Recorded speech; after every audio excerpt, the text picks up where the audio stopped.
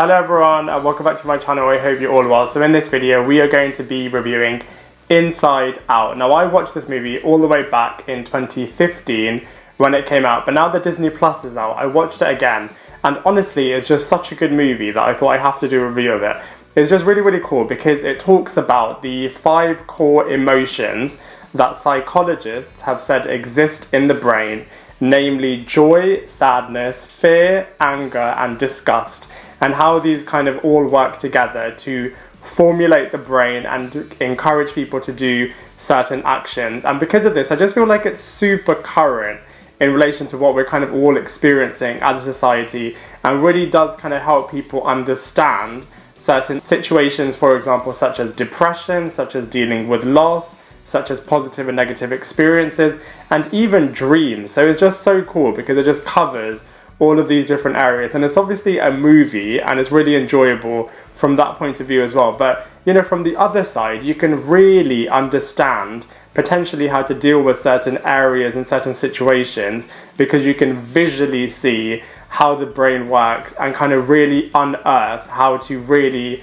understand psychology and all of that sort of stuff. But anyway, enough with the intro, let's get on with the review for Inside Out. So the plot of the movie is centered around a character called Riley, who is a teenager, and the 5 core emotions that she has in her brain, namely joy, fear, anger, disgust, and sadness. Now, whenever she comes across a situation, each one of these emotions can be used. So in the film, each one is personified by a different character, and each one can influence her decisions in certain situations. So for example, whenever she's coming across a certain situation, she can either deal with it in a joyous way, deal with it in an angry way, deal with it in a fearful way, deal with it in a disgustful way, or deal with it from a perspective of feeling really sad about it, which I just feel is really interesting when you compare it to like our world, in terms of, you know, when we are in certain situations, we can use different parts of our brain to be able to deal with certain situations, and the difference in what we choose in terms of how we deal with that situation will impact the outcome of that certain situation and action. So I just feel like, you know, that's a really interesting device that you can visually see how you deal with certain situations can impact the outcome, which I know sounds really obvious, but it's just really interesting to view it from a psychology emotional perspective. So anyway, back to the movie. So each experience that a person has becomes a coloured orb based on the emotion that the person uses to deal with that situation, and then that coloured orb becomes part of a person's long-term memory. Now the 5 most important experiences that a person has becomes their core memory, and that fundamentally forms a person's personality. So for example, if someone's core memory is them going to Walt Disney World and having the most incredible experience, then that will form their personality, as they will kind of use that to help how they are as a person, how they deal with certain situations, how they communicate, how they are in terms of their outlook, and all of that kind of thing. So I just feel like it's really interesting in terms of just looking at it from a psychology lens and looking at the fact that how you deal with certain situations will impact, you know, how your brain makeup is made, how the core memories are made, how the long-term memories are made, and effectively how a person's personality is made as well. So one day the family moved to San Francisco because Riley's dad gets a new job over there, and then Riley begins to have negative experiences such as the moving van going in the wrong direction, their new house being really old and cramped, their new school not kind of being accepting of her, and all of this kind of thing. And in the brain, joy is just kind of trying to cover all the cracks, trying to be like, everything is fine, everything is really positive, everything is kind of, you know, happy and all of this kind of thing. And sadness is trying to infiltrate and try to allow Riley to experience sad emotions, but joy is trying to cover this up and put sadness in the corner and just kind of have everything being fine and just kind of not acknowledging the sad emotions that Riley needs to experience.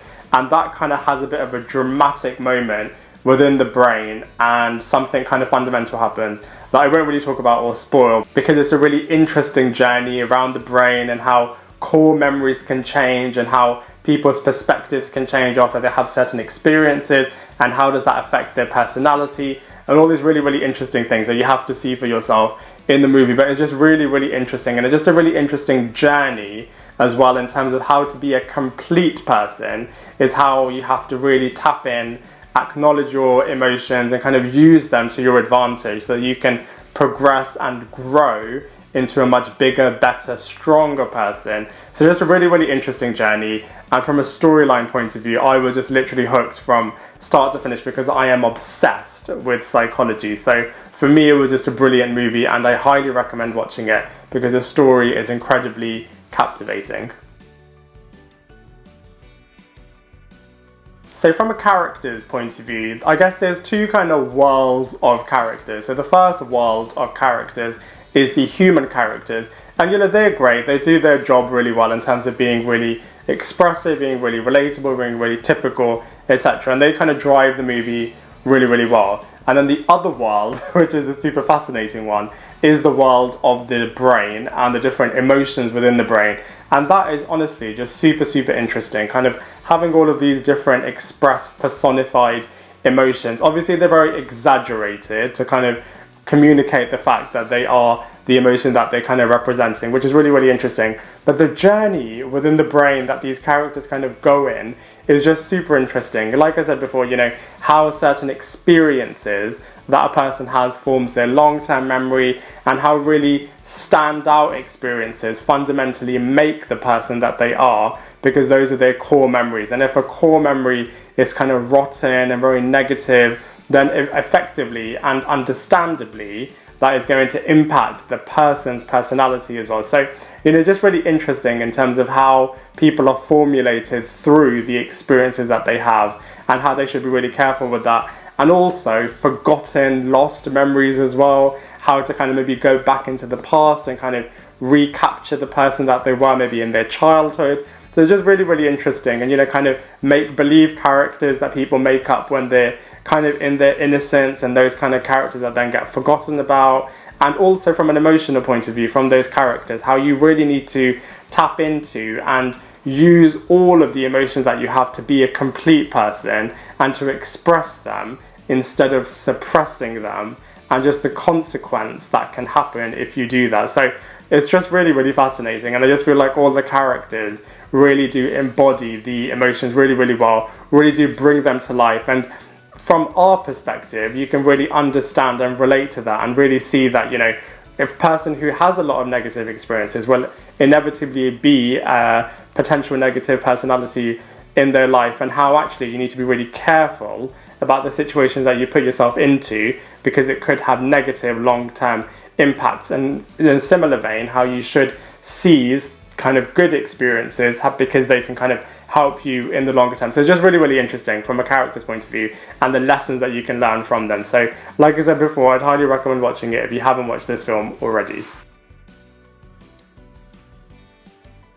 So the visuals in this movie look absolutely terrific. It's obviously a Disney and Pixar movie, so understandably the animation is going to be brilliant, and kind of the concepts that they have in this movie just come to life in such a good way. For example, core memories, long-term memories, disposed memories, imaginations, dreams, what's the way in which dreams happen in the brain. Just really, really interesting. And just the brain is just so brilliantly, visually, imaginatively just brought to life in such a good way. Not the biological brain, obviously, the concept of what the brain is like in this universe, and how everything that a person experiences impacts kind of the person's personality, long-term memories, core memories, and just how you need to be careful with all of that sort of stuff. And the visual perspective of how this is all brought to life is just done so well. They had great concepts that they've brought to life really, really well, and from a visuals point of view, everything looks absolutely great.